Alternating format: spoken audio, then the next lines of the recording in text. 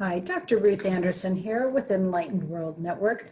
Today's show is Divine Relationship Recovery with Debbie Goldberg.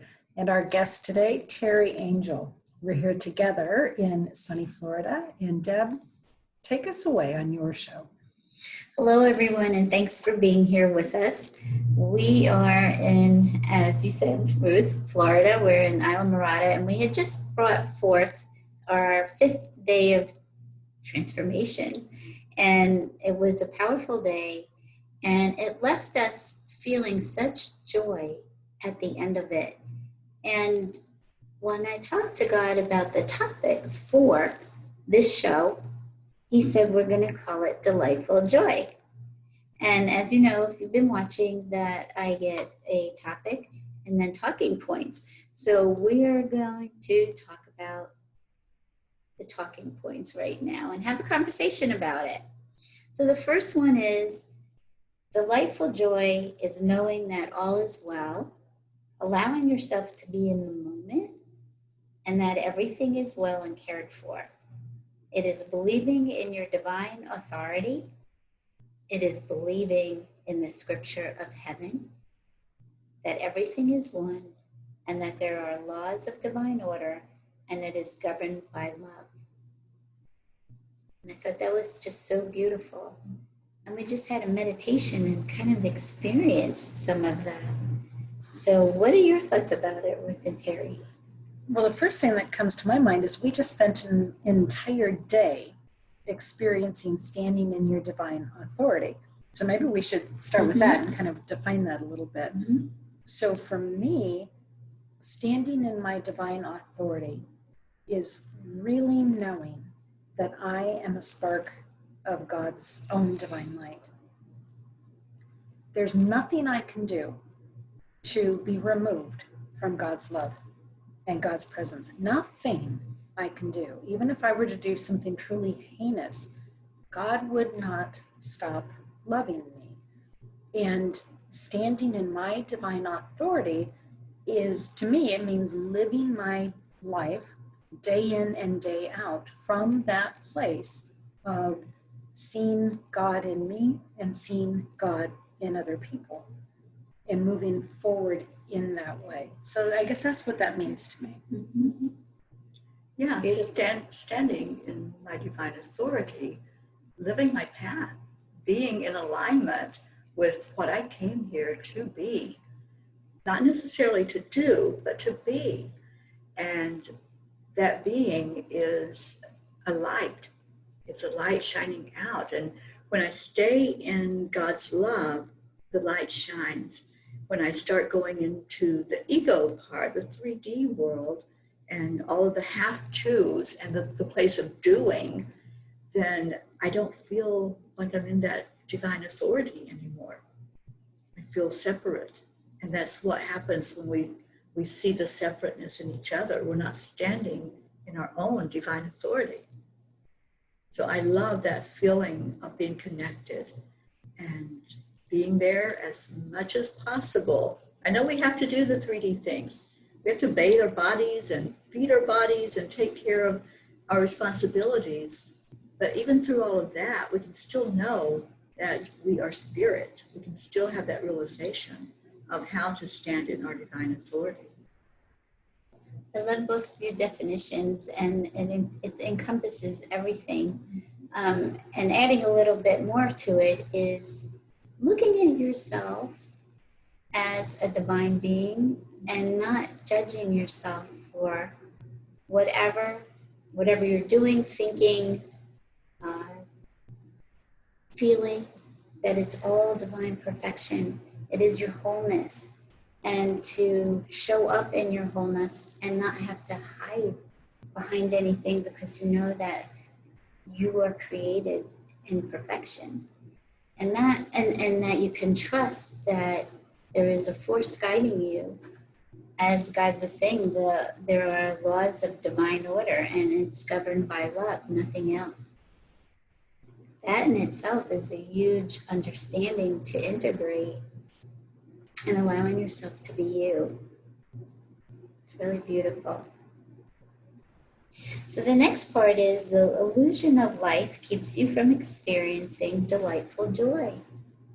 Yet you can remain in this state of trusting that there is a beautiful plan for you and understanding who you truly are. So you touched on that a little bit, Teri, that we can go in and out of, feeling that we're not in alignment, but we're always in alignment. We just feel like we stepped out of alignment. But the truth is, you can't step out of alignment. You are always in it. It's like your mind, your thoughts just went someplace else that make you believe that you went out of alignment.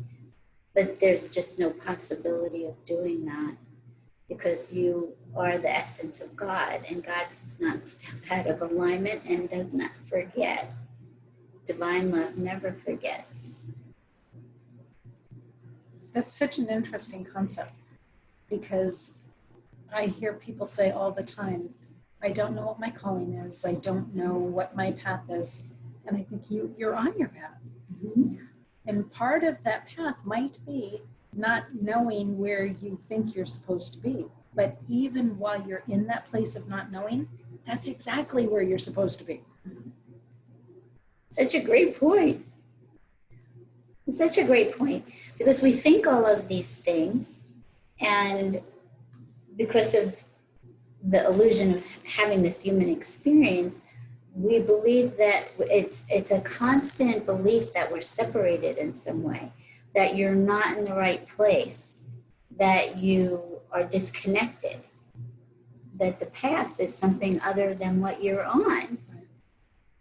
And it can't be anything like that. But, as we go through our growth, we also, how many times we think that to ourselves? Oh, I must not be on my right path. I'm doing this instead of that. But there's no truth to that either. It is all part of the thinking process that we go through on a spiritual path of not understanding that you are perfection in every moment, whatever step you're taking. Yeah, and really feeling into that perfection. Because we have choices. That's the beauty of being a human. We can make choices and we can decide, okay, I'm going to live my life in this way, or I'm going to live my life in going with the flux. Whatever's coming my way, it's going to twist and turn me, or I can stay solid in my knowingness of who I am. So every day we make choices. And to me, setting an intention for every day is important because we can intend to stay in that light and stay in that love. And there's going to be things that happen as we go about our day, but they don't have to throw us if we already know going into the day that this is what I'm going to do. I'm going to stay centered. I'm going to stay balanced. So seeing the perfection of each moment, just the way it comes up for us, that puts us on that alignment and staying on the alignment. But I've got to say, Teri, staying centered and staying balanced all day would be a lovely thing. Mm-hmm. There are times where it's not so easy to do that. And I think that's okay. Mm-hmm. It is okay. Part of that being human and experiencing these things that trigger you, to me, that's where the growth is. If we were never triggered, if we were just in this state of kumbaya all the time, I don't think the growth is there. We wouldn't do anything. You're so right. The growth isn't there. But the thing to remember is when we get triggered, to just pause and say, why am I triggered? Why is this triggering me? Why is this person bringing something up in me that doesn't feel so good? What is that inside of me that's not feeling so good? So we need that. We need the triggers. We need the examination. But going into it with, okay, I can have these things come up and I'm going to deal with them instead of I'm going to have them come up and, I'm just going to go crazy with the anger and, the sadness or whatever it brings up for us, whatever it triggers in us. So yes, it's important to have the triggers. It's important to have that self-examination, but it's important to stay in that place where we know that this is all part of our learning here. And we can approach it with that mindset of, it's all okay. I'm going to handle it. I'm going to stay me. Staying true to me means even if I go into an emotion like anger, I still know that I can work through that. And I don't have to live there. I don't have to stay in that emotional state. I think that so many light workers think, I'm not ever supposed to get mad. No, we all get mad. We all have human emotions, don't we? Yeah, we all do, and they're not going away. No. They're here for the ride. So, and I know that these are things that I thought too, like in my spiritual growth, and it is really spiritual ego, making believe it's higher consciousness, and it's understanding that we're going to feel. I've even asked to, why can't I just stay in joy all the time, God? Why do I have to feel all these other things? Mm-hmm. If you say I'm just joy, why can't I just be just joy? And I heard, well, you wouldn't be having this experience if you were just joy. For this experience, you get to feel all kinds of things. And I think what's a really big part of this is trusting the divine law of love. Because what we just read is that there is a beautiful plan for each person. And part of that, in that plan, is learning who you truly are, and that there's been a life carved out for you, a special role for you. And when you can keep letting go and trusting that it unfolds at exactly the right time, you unfold at exactly the right times. I think Ruth and we were talking last night about, and I learned some of this from Barbara DeAngelis, but I also have it taught from God also, is that raising your vibration does not mean that you turn into a different person. It doesn't mean you look different. It doesn't mean you act different. It doesn't mean you speak different. It means you just be you, that you are perfect. And the vibration gets higher because you're expanding your consciousness is expanding. And the more that you do work of going inside and finding out what those beliefs are that are making you feel uncomfortable, that belong more to a 3D type of consciousness, the more you examine those, the more you process them, the more you work on forgiveness, which we really don't even have to do, but as a human, we feel better with forgiving each other, forgiving yourself. It's just, it feels better to do that because all of us are forgiven because we can't be doing anything wrong. It's an illusion. So while I was sitting here and you were talking, I heard God saying to me, I created all of you equally. I created every single one of you equally. And then I thought, wow, that just blew my mind because I always understood it that He created all of us equally to Him. Not just equal to each other, that we're all the same. We are created equally to God. And that's a whole different way of looking at who we are and who everyone is. So trust is a major deal in knowing that you are guided and every step is perfect and planned for. I know we could get lost in that there's so many different possibilities and this can happen or that could happen, but truly there is a plan. And sometimes, and that's what I believe and that's what I've been taught. And that plan is something so amazing, more amazing than you could imagine.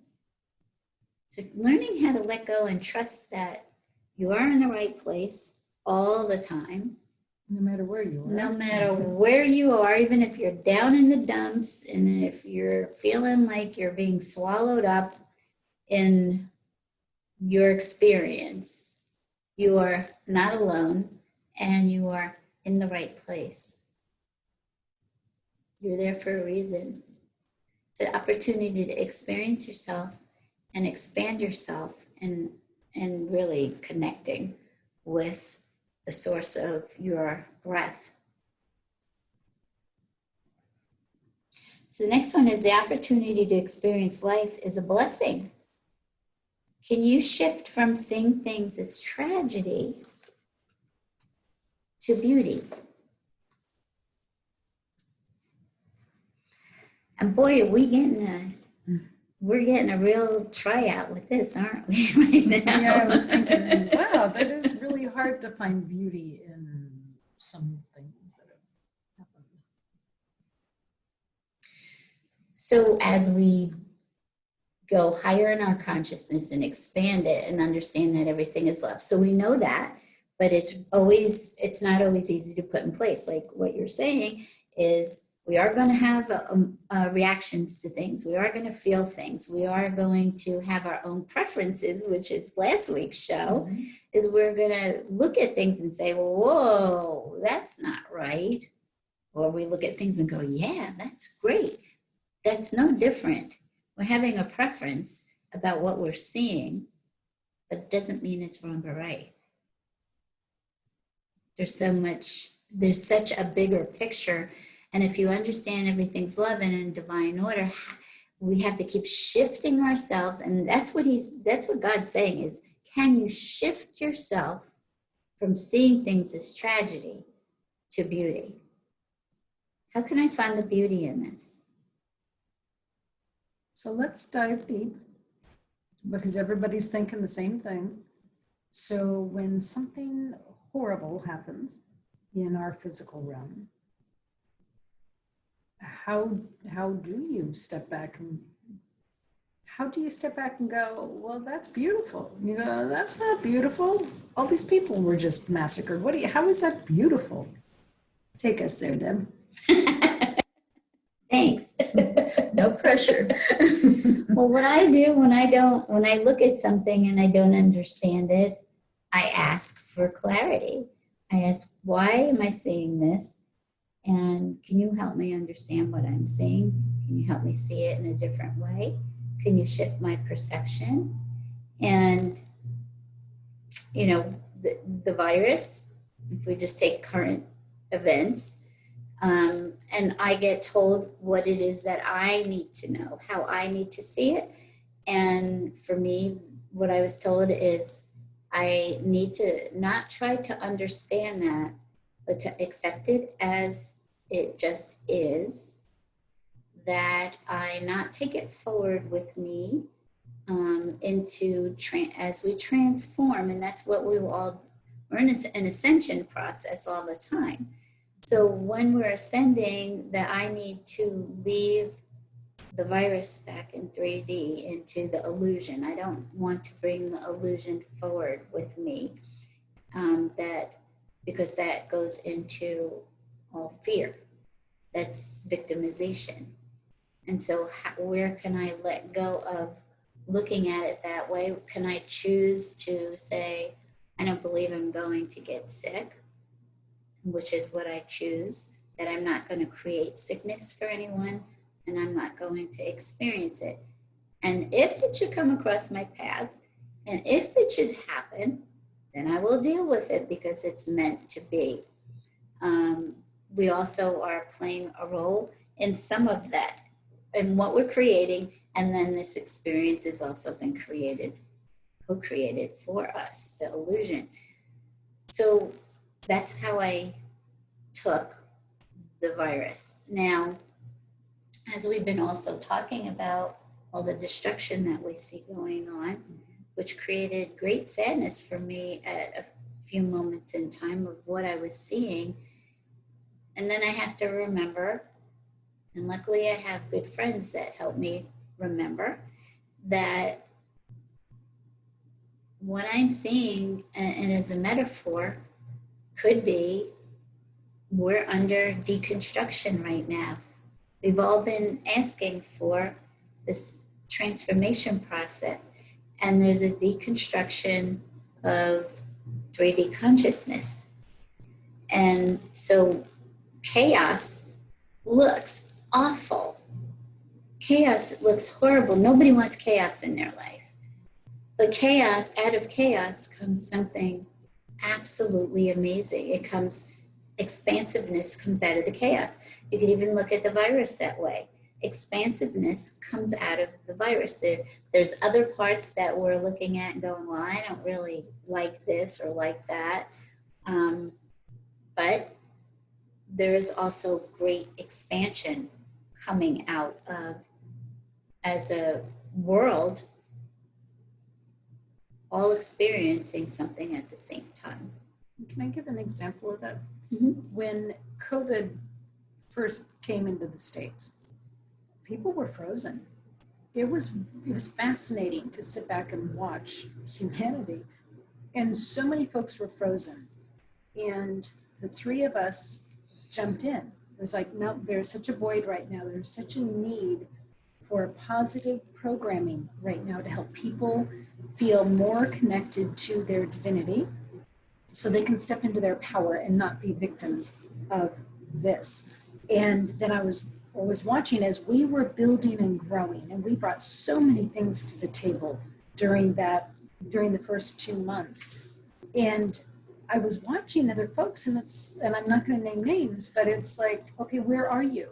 Why aren't you bringing your voice forward to help others? It was fascinating. And then we started seeing other people coming forward and bringing their things. So all of a sudden there was a void and there was a need and there was growth because different groups were starting to really come forward during that time. So yes, there was chaos. Yes, there was a stopping of the normal things that we knew, but then there was this upsurge of new transformation and growth and change. And I think that that's what's going to be happening as well with all of the statues coming down. It's like, okay, so we're transforming. I see that. And what's going to come up in its place? You know, what is the growth that's coming up from this? So, yeah, transformation, chaos, growth. I see it. Yeah, and when you ask about the beauty that we can find in the midst of tragedy or something destructive, just think about like 911 and what happened afterward, all the camaraderie, all the people with compassionate hearts coming together. And the same thing with what just happened with the coronavirus and the lockdowns. People started coming together in community virtually. Right. And there was a lot of reaching out. There were a lot of communities that got built online that are still going strong. And so there was beauty that happened. And we can see that, bringing that then individually into our own lives. When something happens to us and we're going through one of those hurdles in life, we can see the beauty in the support that we get. People that come together and surrounding us in love and uplifting us every day when we're going through something tragic. So there is beauty to be found. And it's not necessarily looking at the event that happens as beautiful. And I can relate that on a personal level to last year when I went through the cancer journey. I don't look at that as beauty. I look at what's the outcome of it and all the people that support it, and then what I have now to give from that experience. So we can look at it that way. It's not that we see the event as beautiful, we see the outcome, what happens with the outcome of that. I like that. Thank you for that shift, that clarity. Mm-hmm. Yeah, while you were speaking, I was thinking about that caterpillar. Not everybody thinks a caterpillar is really pretty. Some people might, but other people don't. But the butterfly, everybody thinks is beautiful. And so I can look at the caterpillar as the event, And what it has to go through, right? That metamorphosis that it goes through. Yeah, to deliver the butterfly. And so I think these are all great ways to look at what's happening. And part of what I had just read, I didn't finish it. God said, this takes time spent with me to have a deeper understanding of your journey.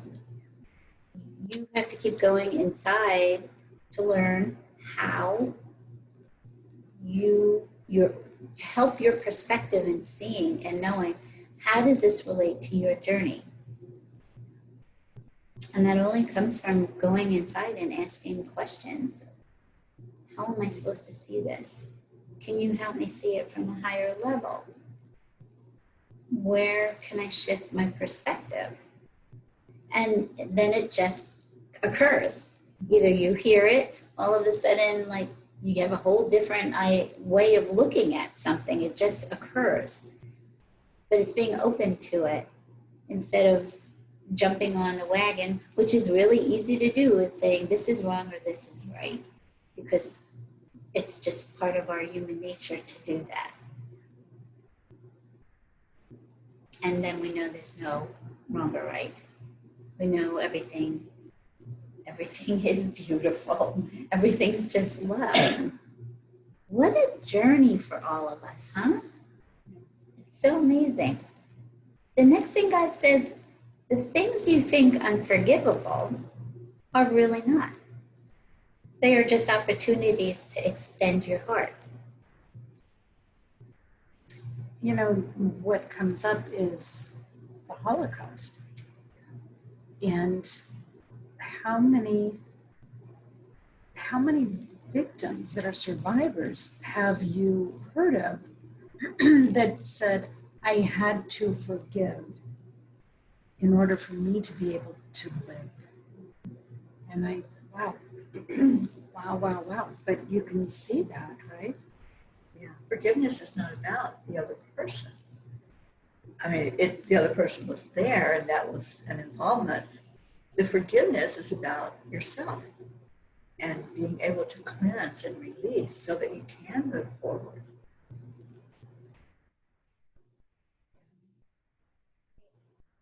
I think this is profound. The things you think unforgivable are really not. Mm-hmm. So maybe you can look at a movie and we say, well, this isn't a movie, but on some level, it really is. It's our dream. And we're supposed to make this a happy dream, as of course a miracle says, right? That we all have the ability to make this a happy dream. But we have to have our consciousness, our thoughts, coming from our heart versus the ego consciousness. Everything is forgivable. We started out saying God does not stop loving you because of how you act or think or feel. So is there really opportunity to extend your heart? Just keep opening it and opening it and opening it and there's no limitations on extending your heart. Fascinating, really fascinating. So the last one is your life could be more fun and joyful if you allow it by focusing on the magic of consciousness and believing that wanting a better world starts with you. Not by what you do, but by living with grace, with a grace-filled heart for yourself and others, and focusing on the miracle of life versus tragedy. So really bringing it back to that place of law of attraction, that if you, whatever perspective you see life from is what you're going to keep getting back. And if you are constantly looking for the blessing and looking for the beauty, that's what you're going to be aware of. It certainly is. Yeah, back to perspective. And we make that decision every day. Mm-hmm. We make that decision. And I love my friend Karen Palmer. She says, we decide if we're going to make it a prison or a playground. Mm-hmm. It's our choice, really. Yeah, we can stay in that playground and look for the good, like you said, Ruth. Look for what's the beauty in things in life. And what are people doing that's good right now? We stay so focused on what's happening tragically, all those events, because the media keeps feeding that. And so then everybody jumps in. But if we look at who's doing something right in the world, I think we need to get back to that, the good news, and how we're helping each other and building each other up and focusing more on that so we can have more of that coming back into our life. Perspective. Mhm. And what we're hearing is just shift. God knows you're going to waffle back and forth. And all I'm hearing is, well, when you catch it, just shift again. It's as simple as that. But I guess there's a component of staying present for you to be able to do that. Right. And remind us the topic today. It's delightful joy. Delightful joy. Mm-hmm. That we can be exposed, because that's what we are. That's what love is delightful joy. And that's our divine nature.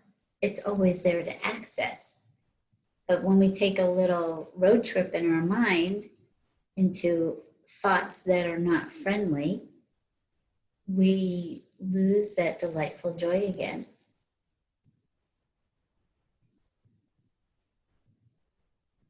What we were experiencing the other day after the day of transformation was just delightful joy. It wasn't like something right at that moment was giving that to us. It was something we were experiencing within our own self. And it's always there to access. I know at times people feel like, I can't feel that at all. And I've been in those places. It's not easy. But I promise you, it's there. And when we go into meditation, you access that. We access it this morning, and just in a very playful way of allowing ourselves to just be in the delight and the joy of having an experience. And became very playful and joyful and loving and playing in the field of who we are versus what we think we are. Yeah, there's two things from Abraham, two teachings that I'd like to share. And one of them, you play the game of what if, and you envision what it is and just really go there with what if everybody in the world saw each other as equal, and you hold that feeling in your heart from having that experience. What if this world was very joyful and we all could go play on that playground all day long? So you play the what if game, and the more you envision it and the more you hold the feeling of it in your heart, then you lift your vibration and you go into that state of joy. The other thing that Abraham shares is the emotional scale. And so if you're feeling like, I don't have any joy in my life, I can't get to that place of joy, which is really high up on the emotional scale. Maybe you're down still at sadness, and that's where you're living at the moment. You're not going to go from sadness to exhilaration just all at one time, but try to move out of the sadness into acceptance. If you can move up that emotional scale a little bit at a time, take baby steps, then you'll find that you can move up easier just by setting that as your intention. I'm going to move out of the sadness state. I'm going to go into, whatever the next one is, and then get that feeling, and then move up to a higher feeling thought is what Abraham teaches. Reach for that higher feeling thought, whatever it might be for you, but be gentle with yourself in doing so, and you will reach that state of joy. It will happen. Mm-hmm. Right. And the more that you can connect within, when you make that connection within, you can always go back to it to help you move into joy. Because just sitting in the comfort of divine love takes you there. Just to clarify, when we talk about joy, we're not talking about necessarily giddy, over the top, squealing joy, but more a sense of contentment. Yeah, that's a great point. I was thinking about that too, that it's more like peaceful joy. It's just a peace in your heart, and it's joyful. And so it doesn't mean that it's, yippee, I'm jumping off the the house and running through the streets naked and but I guess some people do that. That's excessive. That's really unbalanced energy. So this was a huge lesson from Jesus. Joy is a stillness in your heart. It just feels very peaceful, contented. Mm-hmm. It's a great contentment of knowing that all is well, always, always. And that you have the power to shift yourself back into delight at any time. And there's an inner child inside of us all that is, you want to look at that as pure spirit. And that child lives in that delight and wonder of the experience of life and is really connecting with that part of you to help you start to feel delightful fun and joy all the time. It's waiting for you to connect. It's not stop yourself from doing things. That's something I've had to do. Is your inner child likes to play, and it's about letting yourself learn how to play. So this has been an awesome conversation, and I love delightful joy, and experiencing it it's like you don't want it to go away. You just want to sit in it. And you can whenever you want to. So before we go, is there anything else that you want to mention? I would like to mention how important having a community is. Before I met these two beautiful women, I didn't really feel like I had what some people call a tribe, what some people call a community. Those like-minded souls that you can really trust and grow with. And if you don't have that in your spiritual life, I encourage you to look for it. And you could even look for it at Enlightened World Network. There are so many people in our network now, and maybe one or two of them are the right person for you. But to me, that's where joy comes, in knowing that there's someone that I can call and say, hey, what do you think about this? Gosh, I just saw this. What does that mean to you? That has brought immense joy to me. And I so appreciate the two of you for coming along on this journey. So that's what has brought great joy to me. Us too. Absolutely. Mm-hmm. Wouldn't have it any other way. No, not at all. And we're here for everybody. And like you're saying, connect them with us, connect them with the other people that are watching with you. That everybody wants to go up higher together and stay connected and stay in a place of truth. Even though we're all going to have our own truth, there is one overlying truth of everything, and that all there is love. And it's so expansive. So we want to expand with all of you.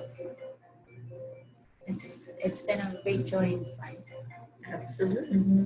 Yeah, Thank you. oh, thank you. So, well, I guess we're going to say goodbye for now. And go out knowing that we are one love, protected and held in divine order by our Creator. Go out this day in this awareness, and allow God's peace and joy to occupy every single thought. Let your heart lead with your heart, and welcome everyone home, for all are loved. See you next time. Bye, everybody. Bye-bye.